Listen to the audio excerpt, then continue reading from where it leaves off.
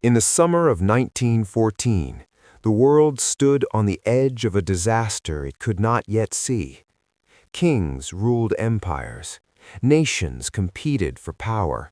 Alliances promised protection, but secretly guaranteed destruction.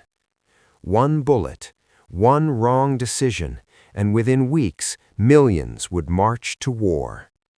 This is the story of how the world sleepwalked into catastrophe. To understand World War I, you have to understand the world that created it.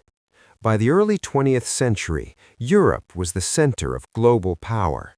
Massive empires dominated the map. British Empire, the largest empire in history. French Empire, powerful and wealthy. German Empire, young, ambitious, rising fast. Austro-Hungarian Empire, fragile and divided. Russian Empire, vast but unstable. Ottoman Empire, once mighty, now weakening. Each empire had its own ambitions and its own fears. Historians often explain the causes of World War I using four major forces. 1. Militarism, the obsession with war. European nations were preparing for war long before it began. Armies grew larger every year. Weapons became deadlier. War plans were drawn up in advance. For example, Germany created the famous Schlieffen Plan, a detailed strategy to defeat France quickly before turning to Russia. War wasn't just possible, it was expected. Alliances, a chain reaction waiting to happen.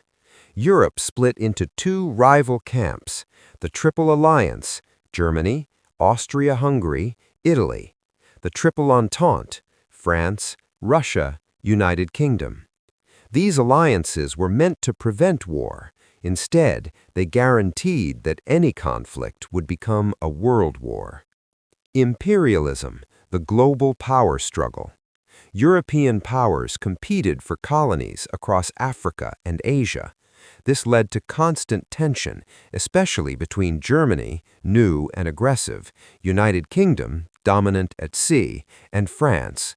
Every nation wanted more land, more resources, more power. Nationalism, pride turned dangerous. Nationalism made people fiercely loyal to their country, but it also created hatred and rivalry. Nowhere was this more explosive than in the Balkans, a region in southeastern Europe. Slavic groups wanted independence from Austria-Hungary, and Serbia supported them.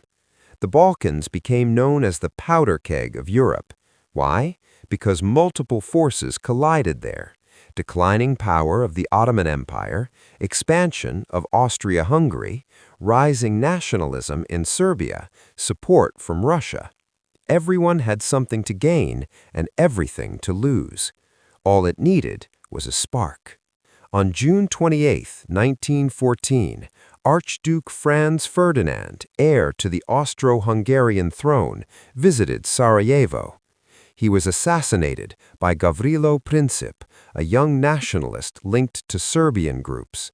This moment triggered one of the most important events in history, the assassination of Archduke Franz Ferdinand.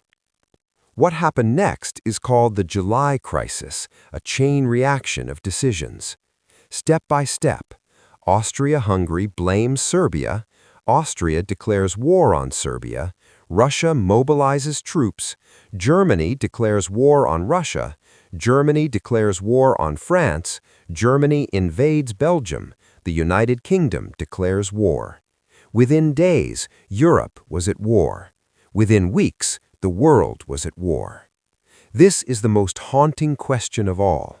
Why didn't leaders stop the war? Because they believed it would be short. They trusted their military plans. They feared losing power. They were trapped by alliances. In reality, they had unleashed something far beyond their control. By August 1914, millions of soldiers marched toward the front lines, cheering, confident, unaware. They believed they would be home by Christmas. They were wrong. The war they had begun would last 4 years, destroy empires, and change the world forever.